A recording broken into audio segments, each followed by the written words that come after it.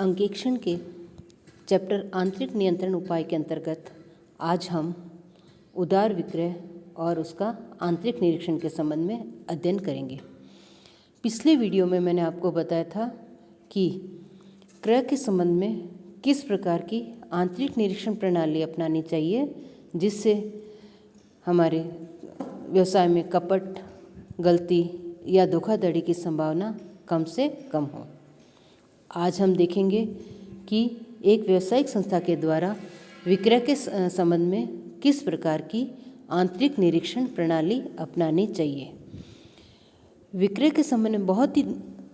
ध्यान देने योग्य बात यह है कि इसमें माल और नकद दोनों का व्यवहार होता है और इन दोनों ही चीज़ों का गबन होने की या इसके संबंध में कपट और धोखाधड़ी करने की संभावना सबसे अधिक होती है। अतः विक्रय के संबंध में जो हम आंतरिक निरीक्षण प्रणाली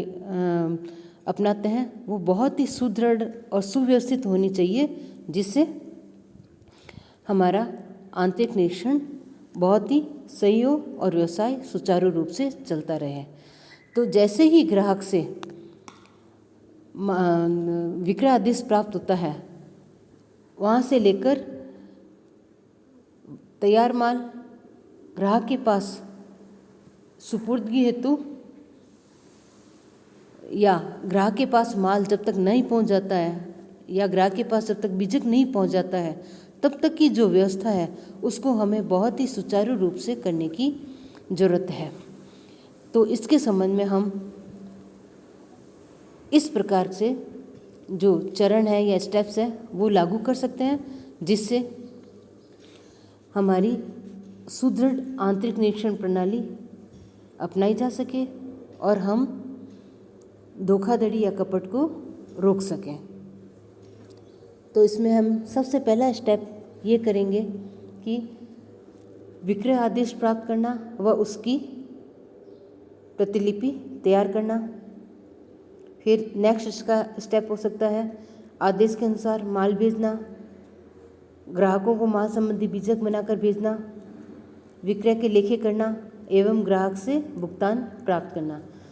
तो विक्रय से संबंधित आंतरिक निरीक्षण प्रणाली लागू करने के लिए हम इसको इन 4 भागों में बांट सकते हैं और इस तरह हर एक भाग को अलग अलग विभाग के द्वारा संपादित किया जाकर हम बहुत ही प्रभावी रूप से नियंत्रण स्थापित कर सकते हैं। तो फर्स्ट स्टेप हमारा आ रहा है कि विक्रय आदेश प्राप्त करना। तो जैसे ही माल के लिए बिक्री का या आदेश प्राप्त होता है तो सबसे पहले इसको विक्रय विभाग में ही प्राप्त होता है और उस आदेश में माल से संबंधित संपूर्ण विवरण जैसे माल की तारीख,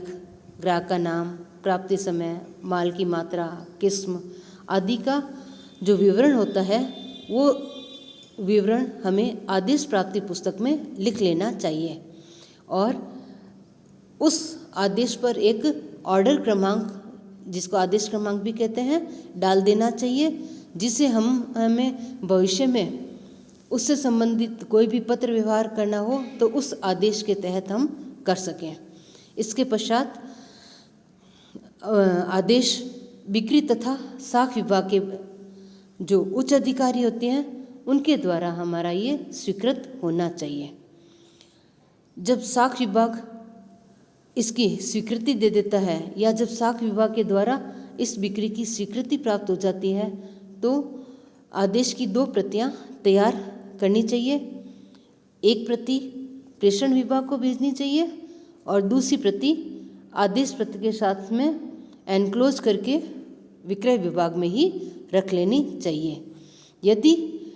आदेशित माल का निर्माण करना है तो एक प्रति हमें निर्माण करने वाले विभाग को भी भेजनी चाहिए और ये जो भी हम प्रतियां तैयार करते हैं इन सभी प्रतिलिपियों पर अधिकृत अधिकारी के हस्ताक्षर होने आवश्यक है। बिना हस्ताक्षर यह मान्य नहीं होगी, अन्यथा उसमें गड़बड़ी होने की संभावना रहती है। तो इस तरह हमें विक्रय आदेश प्राप्त करते ही उसके संबंध में हमें इस तरह से आंतरिक निरीक्षण प्रणाली अपनानी चाहिए। इसका नेक्स्ट का प्रोसीजर आता है आदेशानुसार माल भेजना। जब प्रेषण विभाग के पास में आदेश की प्रतिलिपि आ जाती है तो इस विभाग के उच्च अधिकारी है वो स्टोर कीपर को आदेशानुसार माल को इकट्ठा करने, पैकिंग करने और माल के भेजने संबंधी वो आदेश देता है या तैयारी के लिए कहता है, और इसकी जो प्रतिलिपि है वो स्टोर कीपर को दे दी जाती है। इसके पश्चात स्टोर कीपर है वो इस प्रतिलिपि के आधार पर माल छांटता है, अलग करता है, और जैसे जैसे आदेश के अनुसार माल निकालता है वो अपने रिकॉर्ड रजिस्टर, स्टोर कीपर का जो रजिस्टर है उसमें और बिन कार्ड से उसमें से वहाँ से लेस करता जाता है। और इसमें जो स्टोर कीपर का जो सहायक कर्मचारी है वो माल को इकट्ठा करता रहता है, यानी 2 व्यक्ति इस कार्य को कर सकते हैं। एक व्यक्ति स्टॉक रजिस्टर और बिन कार्ड से उस माल को कम करना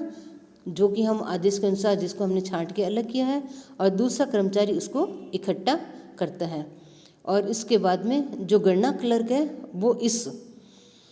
माल की गणना करता है और जांचता है कि आदेश के अनुसार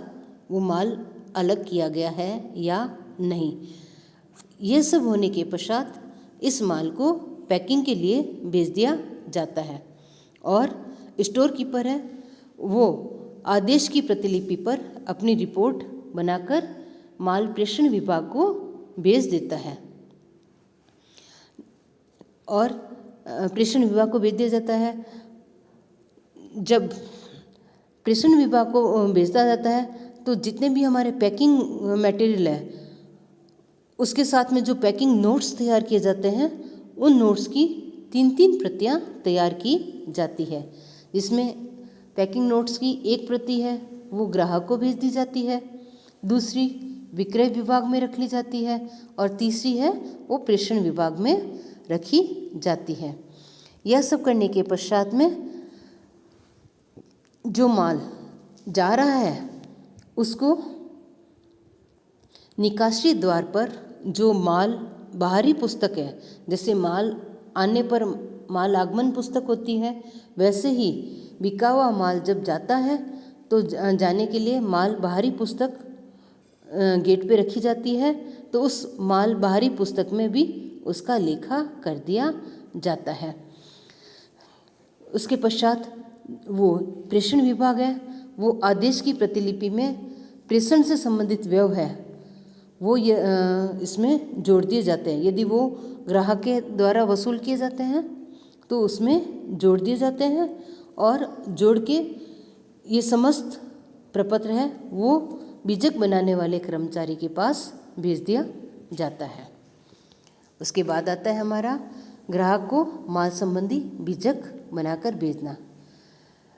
जब प्रेषण विभाग के द्वारा बीजक बनाने के लिए भेज दिया जाता है तो बीजक कर्मचारी ऐसी प्रतिलिपि प्राप्त होने पर बीजक तैयार करता है। बीजक तैयार करने के लिए एक कर्मचारी बीजक तैयार करता है और दूसरा जो इसका ऑफिसर या उच्चाधिकारी होता है वो इसको जांचकर फिर उस पर हस्ताक्षर करता है, और इसकी 3 प्रतिलिपियां तैयार की जाती है, जिसमें मूल प्रति है वो ग्राहक को और दूसरी लेखा विभाग को और तीसरी विक्रय विभाग में ऑफिस कॉपी के रूप में फाइल में लगा दी जाती है। इस तरह हम बीजक तैयार कर लेते हैं। इसका हमारा चौथा चरण आता है कि जब बीजक तैयार हो जाता है तो विक्रय के लेखे करना एवं भुगतान प्राप्त करना। जब बीजक तैयार हो जाता है तो उसको लेखा विभाग में भेजा जाता है, और लेखा विभाग में बीजक की प्रतिलिपि के आधार पर विक्रय बही में लेखा कर दिया जाता है। लेखा करने का काम भी है वो विक्रय करने वाले कर्मचारियों को नहीं सौंपकर